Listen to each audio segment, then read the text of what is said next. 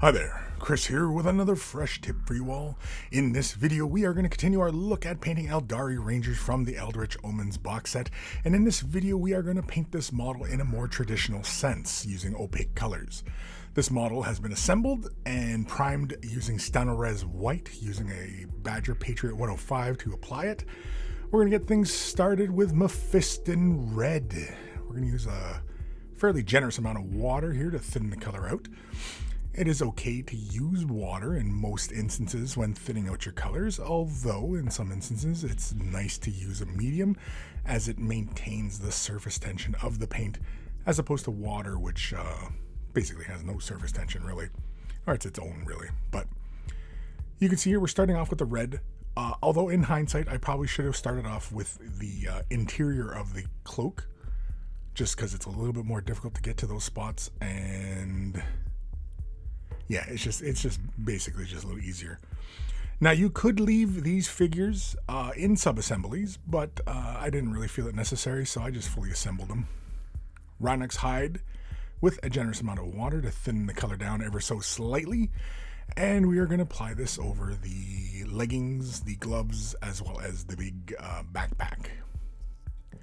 We used wildwood contrast in the previous example, and so I wanted to stay kind of close to that, and so that's why I'm using Rhinox hide. I could have just as easily used a lighter brown, but I wanted to go for a darker brown.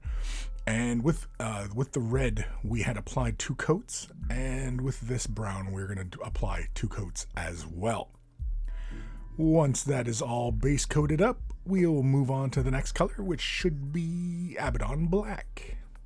We're going to slap a little bit onto the palette, use just the dampness of the brush to thin the color out. You can see the bristles are fairly swollen with water. They're not just, dripping with water, but you can see there's quite a bit of water on the furrow there. And the brush I'm using is an Artist Opus number 1. It is an older brush. Basically, I've had these brushes since Artist Opus started selling brushes, and this one is pretty tired. Here I switch over to a more detailed brush to get into that little faceplate. Castellan Green is next. We're going to slap a little bit onto the palette. We're going to use just the dampness of the brush to thin the color out, and this, of course, is for the cloak. The outer portion of the cloak, I should say. We are going to use a different color for the interior.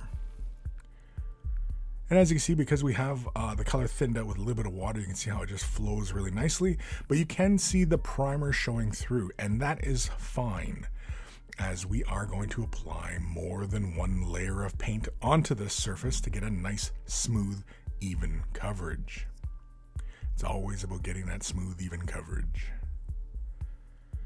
And so again, this is really for the exterior. You can see in the interior of the sleeves, as well as in the hood, and of course the interior of the cloak, we are going to come at that with Deathworld Forest. We're going to slap that onto the palette, dampness of the brush, thin it out just ever so slightly.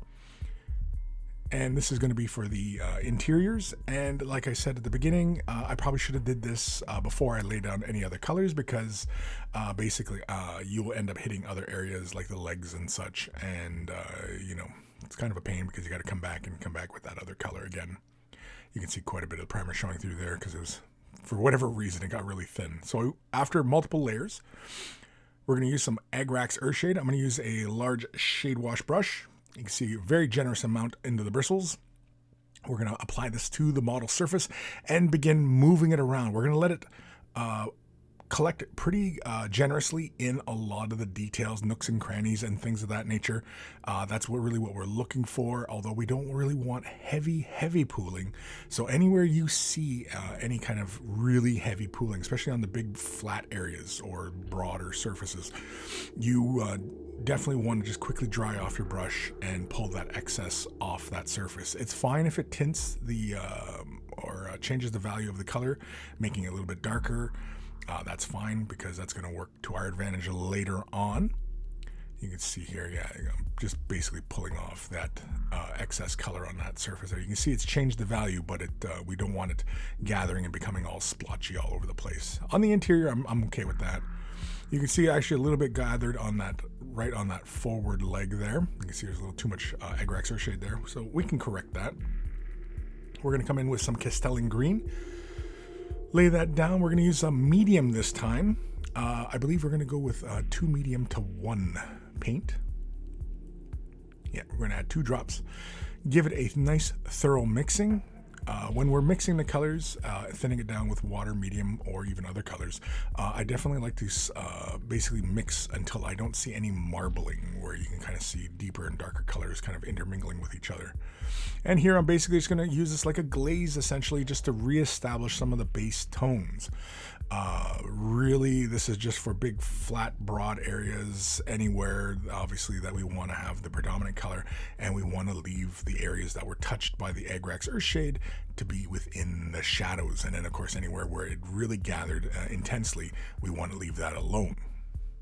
Here you can see I'm, again, putting another layer down. Again, these are really, really thin layers I'm laying down. But again, the Agrax Earthshade, I was a little too aggressive, and I didn't see that I had left a little too much gathered at the bottom of the cloak. So that's why I'm applying more color into those spaces there. Next, we're going to go into some Lauren Forest. Lauren. Slap it onto the palette, and we're going to use a drop of medium. I don't think we're going to go 2 drops. I think we're just going to go 1. Yeah, just 1 drop. Give it a thorough mixing, and we are going to apply this like an edge highlight. Initially, I was thinking of creating more of a gradient on the surfaces, but that kind of painting, you know, it's more nuanced, and I'm really just kind of more aiming towards battle-ready tabletop type standard. I'm not really worried about, you know, entering this into any kind of competition or anything like that. Like, it's, you know, it's not important. And you can see there, I just nicked that glove. We'll have to come back at that. Anywhere where you do make a boo-boo like that, you know, you just, it's pretty easy to correct and, you know, come back and put the color back over, especially because all these paints that we've been applying to the model so far are all base paints. So they're really, really saturated in pigment.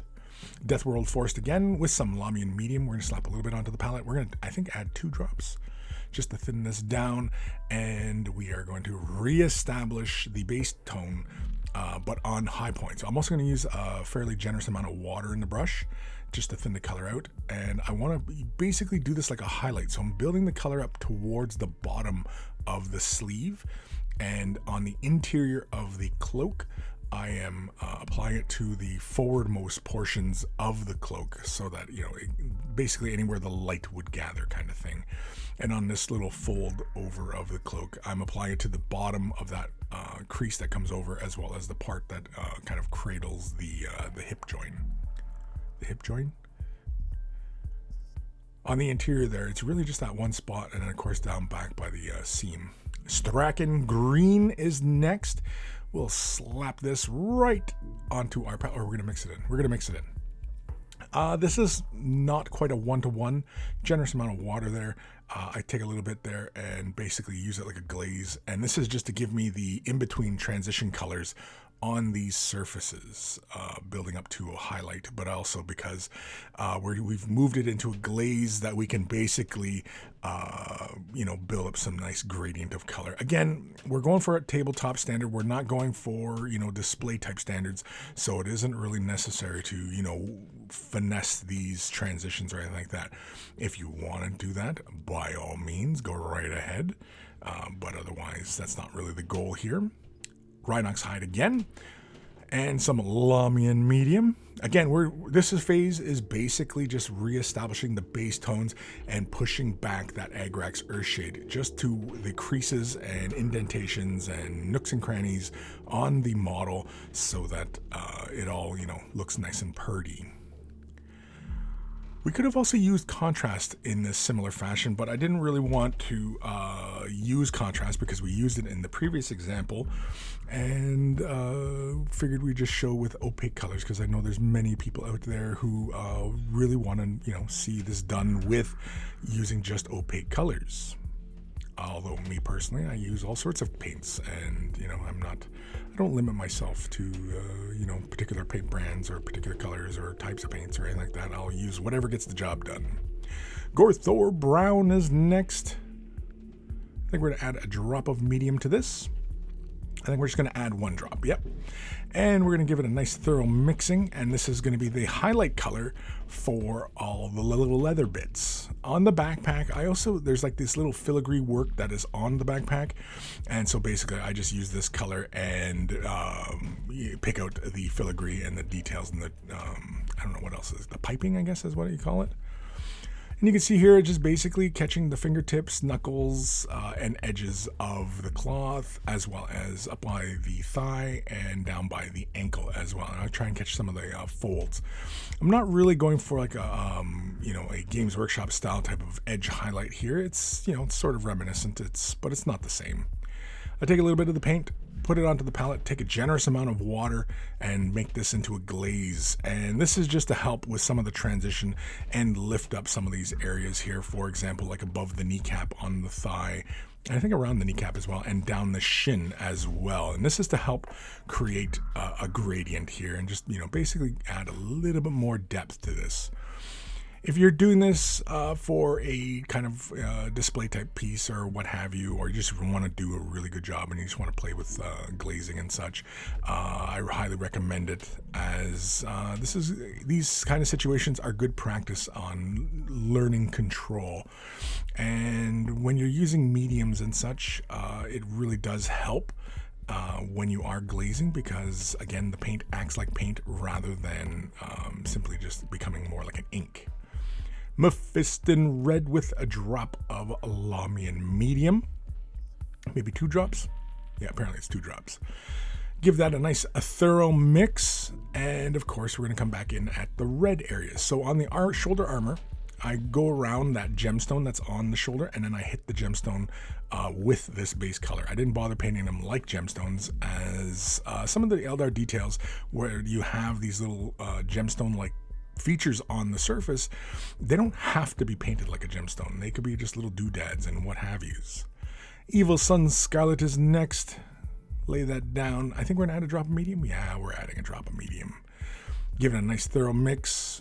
Probably use just a little bit of dampness of the brush to thin the color out a little bit more, and we are going to apply this as an edge highlight on the red areas. Now, it's not demonstrated here in the video just because basically every time I was going in to work on the groin and a little bit of stomach and chest that you could see, the camera couldn't quite catch what I was doing. So I was, that's why basically you don't see that work happening.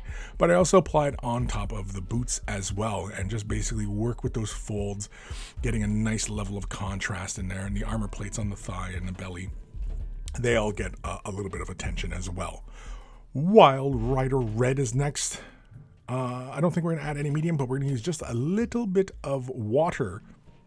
We're going to mix that into the dollop of paint, and very carefully here, we're just going to do some fine edge highlighting on just some of these surfaces. Now, when you are doing edge highlighting, you don't need to go the entire distance of an edge. So like we don't need to go to that entire perimeter of the shoulder pad. Really, it's just about the last third, the furthest away from the body. And I catch a little bit of the gemstone or the little gemstone detail. And then of course, some of the high points on the armor plates as well.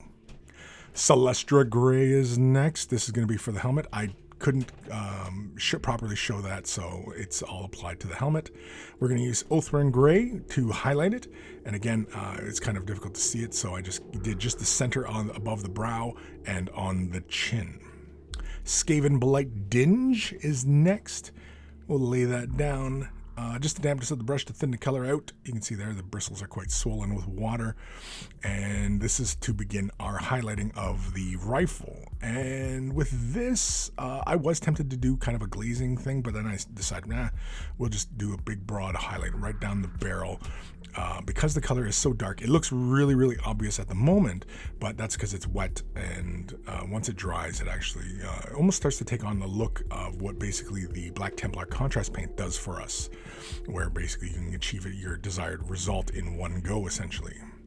Storm Vermin Fur is next, and with this, basically, we are going to finish off some of these edge highlights. I'm going to catch these little gem doodads and what have you on the surface, and of course we're going to do just some of the leading edges on the gun barrel, and of course the scope, down some of the piping and other little doodads here and there. Just basically a tiny little highlight here and there. And of course I'm applying it on the uppermost portions of the rifle.